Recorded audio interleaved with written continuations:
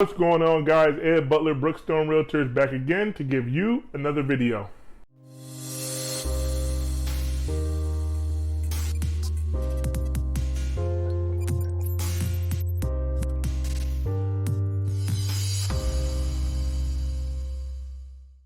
Welcome back to the channel. Thanks again for tuning in.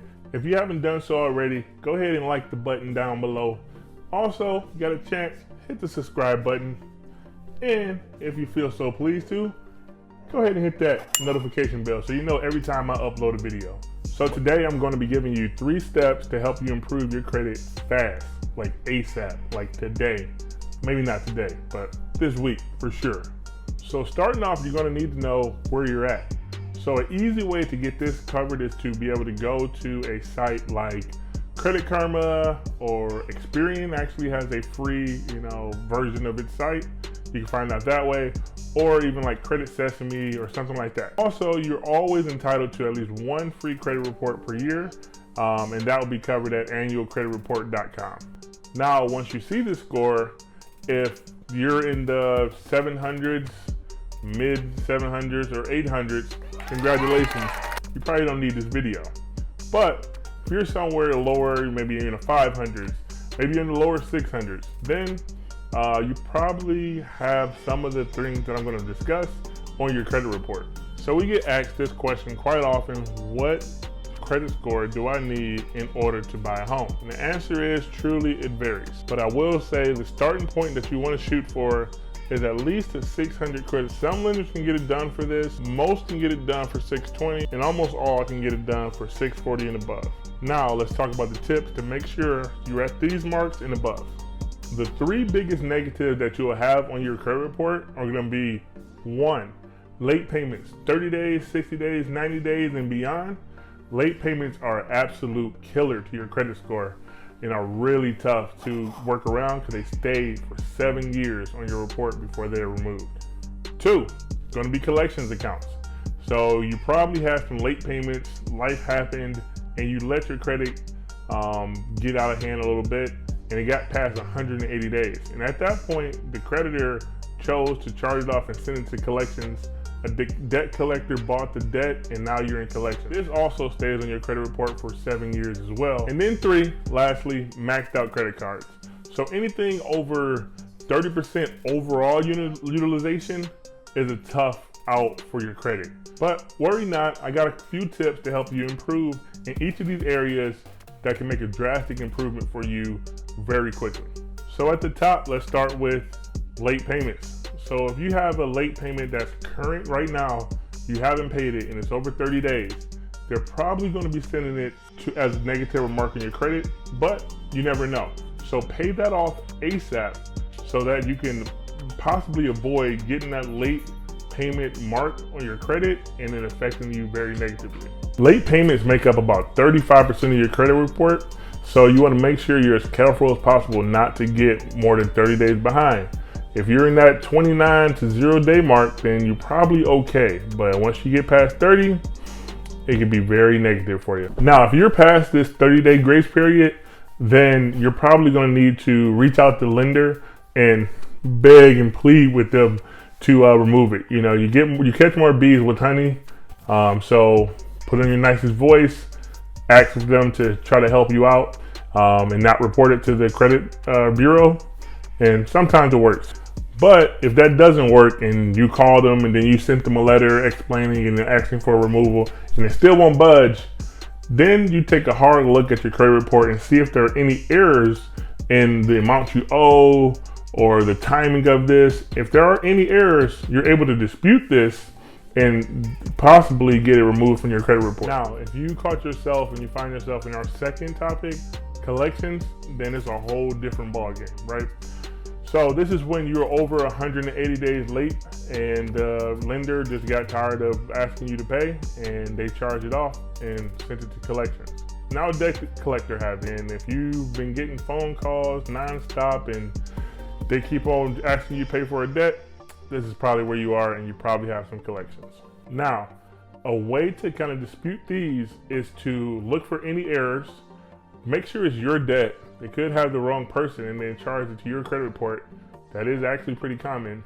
or it could be an error in you saying that you owe $7,000 and you actually probably only owned a couple hundred. Disputing errors like this is a way to get collections removed from your account. Moving down the list, it's a little bit of a gray area, but it's very possible, is you can pay the debt off in exchange for its removal. So how debt collectors work is they buy your debt from the original lender, pennies on the dollar, and then they try to collect the debt from you and make the margin between from what you pay them and what you originally owed or what they paid for the loan. So if you agree to pay the loan back off in full in exchange for them removing it from your credit report, then they might be much obliged because they're going to maximize their profit because you're going to be paying the debt and they won't have to continue to chase you down for it.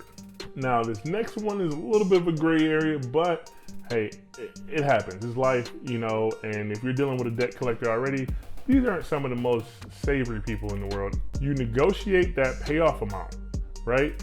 So you go to the debt collector, you negotiate it, they pay pennies on the dollar. So if you pay dimes on the dollar, then they might be obliged to take, right? So originally you may have owed $5,000. They're asking for $5,000. You say, hey, look, I have $1,800 cash. I can do this now, or I could take years to pay you. They may be obliged to be able to take that $1,800 from you. Make sure you get this in writing. Don't give them access to your checking account or your debit card. Best way to do this is get you a prepaid card, load the money on that, and then give them the number to that one. Now, once you've done this and you negotiate the payoff, you paid it off, it's still going to be on your credit report for 7 years. But if you go ahead and dispute this, they'll be apt to remove it from your report. So this is how it's going to work. Once you submit the dispute, they're going to go try to contact the debt collector to see if this is an accurate dispute. Debt collector already has their money, so they might not even reply. Once they don't reply or they don't, volunteer information, then they'll be more apt to remove it from your credit. And this turns out to be a win-win for both of you guys. Number 3 is going to be, you got maxed out. Your cards are maxed out. Your credit utilization is well over 30%. What are you going to do now? First of all, start using a smaller percentage of your overall credit cards, right? So ideally, the range you want to stay in below is 30% utilization. Beyond that, 10% utilization. If you stay below 10% utilization, your credit score starts to shoot up. At 30% utilization, your credit stabilizes and slowly tickles up. So first things first, if you're able to do so, pay down your debt. Look at your overall credit limits on all your cards and see how much you're using on each card. Now this should add up to a certain number. Let's do an example. Let's say you have 2 credit cards and they both have credit limits of $5,000. And let's say both of these credit cards have $2,500 on them. So right now your overall utilization is 50% because you got $5,000 debt total and $10,000 credit limit overall. If you were to just pay off one of these cards, so pay $2,500 on one of the cards, bringing your total utilization down to just $2,500 with $10,000 worth of credit limit, then you'll be at 25% credit utilization and under that 30% threshold. Now, if this is not an option and you're a little tight on funds, I usually don't recommend getting credit cards, but this is another out for you. If you apply for a new credit card and they give you more credit limit, so let's say you apply for another card and they give you a $10,000 limit, guess what? Even with that $5,000 of debt, you're now at that 25% overall utilization because your credit limit just went from $10,000 overall to $20,000 overall. Go ahead and do the math. 5,000 into 20, 25%. Overall, these few steps should be able to help you get out of a little bit of a slight jam that you may be in, shoot your credit score up a little bit to maybe that 620, 640 range that we like to see in the mortgage industry in order to get you a starting point on getting you pre-approved for a mortgage. Just to recap, late payments, collections, and maxed out credit cards are your biggest enemies on your home buying journey. So make sure you limit all 3 of these before you start to apply for a mortgage. Before you head out, make sure you hit the like button down there if you haven't done so already. Hit the subscribe button. check out a new video that I'll have posted right here. Thanks a lot, Ed Butler, Brookstone Realtors, and I'll catch you on the next one.